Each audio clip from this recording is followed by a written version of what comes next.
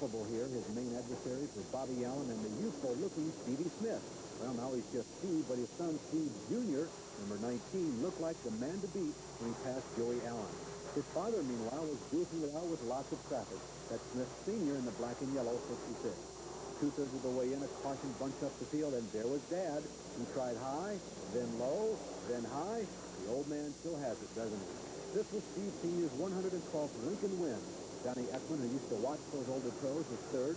Steady Kramer Williamson fourth, and Lincoln specialist Bobby Weaver fifth. Dave Killey won the visiting URC sprint feature. They raced with wings reduced in size. It was his third win in 7 tries. Bob Ewell led the first lap, but Shane Carson led the other 49 last weekend at the NCRA Championship Dirt Car Race. Ewell in the white 1N was the pole sitter, but just after crossing the line to end lap number 2, Carson took over and led the rest of the way. I came over here about 3 weeks ago when it was one of the openers for the track, and they had a lot of crashes and, you know, people getting used to it, so I was really kind of skeptical as to whether I'd like it or not. But, you know, it turned out good. Our new Gambler car worked good, and I like it. The Cleveland, Ohio plain dealer will. But in recent days, they've continued to roam the eastern plains, and Steve Kinser again has become the #1 gun. Williams Grove, actually a rain date, headlined the weekend, and local Keith Kaufman looked invincible, started first. 21-year-old cousin Mark Kinser ran second, then Steve and Sammy Swindell began firing away. First, one of their personal classic gunfighter duels. Then Steve moved out and shot down leader Kaufman, who had a bad push tonight, and rode off into the sunset, as they say. And as you might expect, soon Sammy winged Keith, and there you go. Kinser and Swindell 1-2 again. Tuesday night, the Orange County Fair Speedway, Steve Kinser won again his 7th of the last 9. Now, Sammy Swindell reportedly unhappy over what he considers to be favorable treatment of Kinser, reportedly considering stepping out of the World of Outlaws. Here's this week's Pit Boss for Cecil Walker. Skagit Racing's a family affair. Now, from Seattle, weeknight, with Dick Foley and Dana Middleton. Good evening. Welcome to our show tonight. Dick Foley, of course, is basking in the sun somewhere north of the Canadian border. Topping the show tonight is a whole family of racers, car racers, methanol-powered dirt track car racers. They assemble at the Skagit Speedway every Saturday night, and they scream.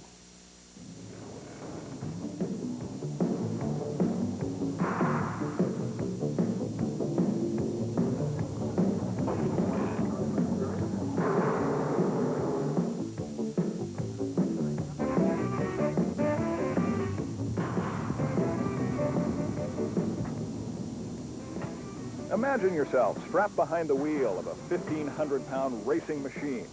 Imagine yourself catapulting onto a dirt oval track, hitting speeds over 90 miles an hour. Then imagine yourself jostling for position with 15 other cars just like yours. What you have imagined is reality every Saturday here at Skagit Speedway. A reality number 49, Cecil Walker, knows something about. He's one of the best dirt track racers around.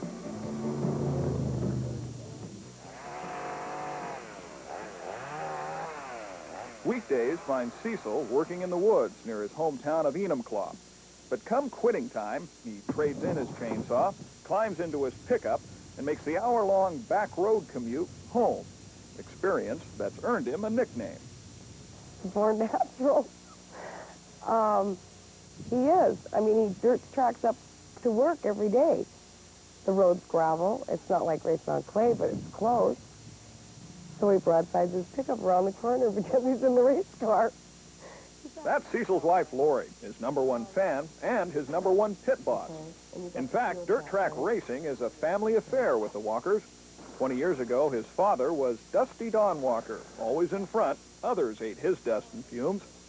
Brother Jeff helps out on the mechanical end, plus a small army of friends and relatives that make up Walker Racing. Shelves of trophies and regional championships attest to their success, but Lori says it's simply a way of life they've always known. I first met him, he was racing snowmobiles, and then we started racing his CUDA down at SIR. I tried it once. Scared the hell out of me. In fact, I started the race car one day, and that scared me too, just around the driveway. I just couldn't believe the feeling of it. What's it like inside the car, 90 miles an hour down the backstretch? It's like just driving down the road, almost.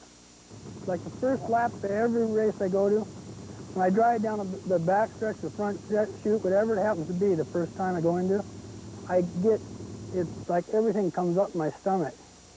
And it's like you're scared to death. You go around, you go into the corner, you make it, and it don't bother you from then on.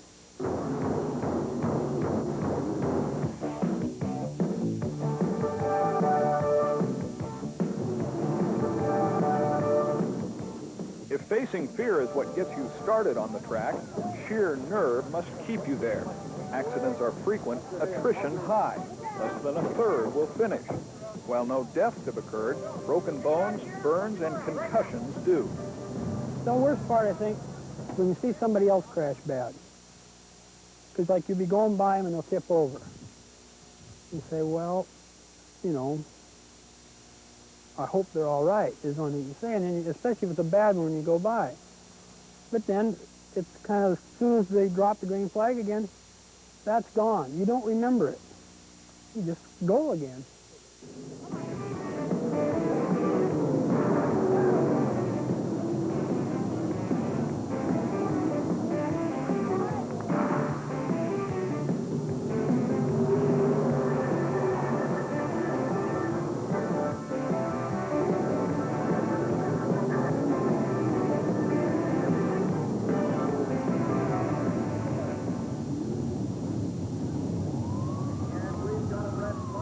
I try not to think of it, but it does happen. He's taken a couple bad spills there. There's not much to think of except that you hope he's all right. You know? You afraid? Yeah. I always am. The day I quit worrying is the day I think we should stop racing. Because then I think you're too overconfident. Like you think nothing can happen to you. We've been lucky. We really have. But on this night, some of that luck ran out. Drive light broke. What happened to that thing? Hold and fix it? That second line broke this year already. Something ain't right. Going good, too. Top prize on a Skagit Saturday may be $1,000. Most spend tens of thousands more just to race. But for the walkers, the money spent, the risk, the danger, it all seems worth it. Perhaps because winning feels so good, and the promise of another Saturday is hard to resist. As a matter of fact, some of these folks have spent some $500,000 on this sport. You can catch them Saturday nights through September. A dog that writes... Junior, also a winner in Nebraska. Steve Kinzer is still in the points lead. Davis is second. Schumann up to third. Then Bobby Allen and Brad Doty. Gary Ballou visited victory lane for the third consecutive. World of Outlaw sprint winners included Bobby Davis Jr. in Colorado, Sammy Swindell in South Dakota, and Rocky Hodges in Minnesota. The overall points champion in the recent All-Star Circuit of Champions Speedweek was Jack Hewitt. He won 3 of the 7 races. Doug Wolfgang suffered a separated shoulder at Eldora, but came back to win 2 nights later in Fremont, Ohio. Madera, California, USAC West Coast Midgets.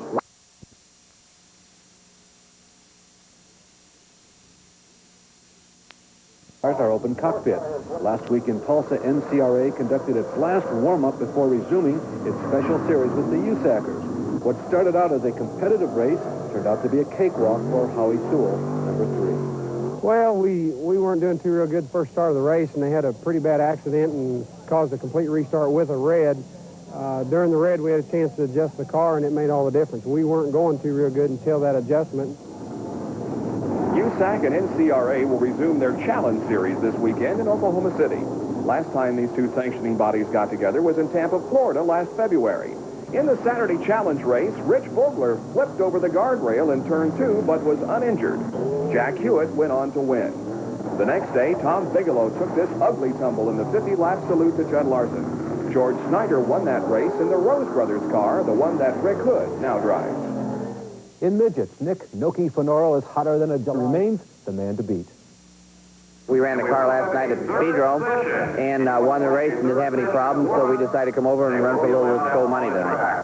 Friday across the state line in Taylorville, Illinois, it took until lap 16 for him to take the lead from J.R. Miller. Terry Wendy in the number 2 Skoal Bandit was second, followed by Steve Knepper, J.R. Miller, and Steve Enlow. The points after 6 of the 10 races, J.R. Miller, 104, Kevin Doty, defending champion, Steve Knepper, and Terry Wenty and Steve Enlow tied for 4th. The mid-lap challenge race. Sunday night's 50-lap feature saw Joe Saldana in the number 4 Amerling car lead the first 24 laps. Danny Wood of Norman, Oklahoma escaped injury in a race-stopping slip down the backstretch. On the restart, Saldana continued to lead for a while, but was passed by Sheldon Kinzer, who later dropped out with engine trouble. Rick Hood went on to win his second USAC versus NCRA feature victory in a row in the Southwest, and his 4th win at the Fairgrounds Speedway in 5 attempts. Bob Ewell finished second after Shane Carson was disqualified for using an illegal bleeder valve on the right rear. Kramer Williamson was third, followed by Mike Peters and John Johnson. Well, open wheel entries continue to be no problem as the USAC Regional Series rolls on. Nelson Jr. in Minnesota, Steve Kinzer in Wisconsin, Ron Schumann in Illinois, Jeff Swindell in Indiana, and Jack Howdenshield also in the Hoosier State. By the way, during the month of June in the East, Doug Wolfgang, by our closest estimate, entered 18 races and finished in the top 4 17 times. He won an estimated $35,000. And Chuck Miller in number 17 diced for position early. Then some contact between the two sends Sargent sideways. That moves Rich Voss up to second in number 35. And when Miller gets sideways in turn 2, Voss passes and picks up the bulk of a $35,000 per mile, a total of $50,000 for the feature win. It was a classic battle among Steve Kinzer, Sammy Swindell, and Wolfgang, but the Wolf's tires and lap traffic put him in victory lane. Rick Hood will be going for USAC sprint win number 9 this Sunday night in Kokomo, Indiana. Tom Bigelow holds the record for the most USAC sprint wins in one season, 14 back in 1977. In half-mile action track in Terre Haute, Indiana for a twin 50-lapper. In the country, but here's the toughest place for the touring pros to win against the weekly regulars. Here in Williams Grove, outlaw regulars Bobby Davis Jr. and Steve Kinzer were up front, but after only a few laps, Eastern Posse member Doug Wolfgang at number 29 passed a slipping Kinzer in turn 2, and the Wolf howled to another win. By the way, he was racing after minor surgery that morning to remove a growth in his ear. Another Eastern regular, Van May, passed Davis late in the race for third. Now, if you count Bobby Allen as an Easterner, one more win by the Pennsylvania Posse would tie the season series. Then at Lincoln Speedway in Hanover, outlaw stars Bobby Davis and Mark Kinzer were on the front row, Davis taking the early lead. Wolfgang left the race after only a few circuits, and fence rider Bobby Allen, he competes just about equally between the Pennsylvania tracks and the World of Outlaw circuit, passes Davis and records his second outlaw victory. Van May, who suffered a broken nose the previous night when a rock went through his visor, was second. There was a doubleheader this weekend at Oswego. And as they headed into the first turn Saturday night, it was the Silver Fox, David Pearson, who snatched the lead away from Bobby Allison. But the night would end early for Pearson as he experienced mechanical problems. That left Bobby Allison in the lead, but not for long as Tim Richmond in car number 21 chased him down and passed him with about 18 laps left in the 35-lap event. Along with Pearson, Cale Yarborough, Donnie Allison, and Morgan Shepherd all dropped out of the race, leaving Bobby, Joe Ruttman, and Kyle Petty to shoot it out with Richmond. But none came close as Tim took the checkered flag with a lot of room to spare. Bobby finished second, followed by Ruttman and Kyle Petty. In Rocky Mount, Virginia, I'm John Kernan reporting for Speedweek. Tim Richmond and the other NASCAR regulars will be at Michigan International. Haunt the World of Outlaws by winning the Eldora Nationals last week. Now, he beat Sammy Swindell, the race's only other leader, and he continues his dominance there. He won both Eldora World of Outlaw races this year and the King's Royal Special about 3 weeks ago. That's about $75,000 in winnings at this track alone in 3 races. Steve Kinzer's mini slump continues. He's won only 1 time in the last 8 races. The USAC Championship Dirt Cars made their first appearance at the new West Virginia Motor Speedway in Parkersburg. The front row starters were Steve Butler in the red 55 and Kramer Williamson in the Avixco car.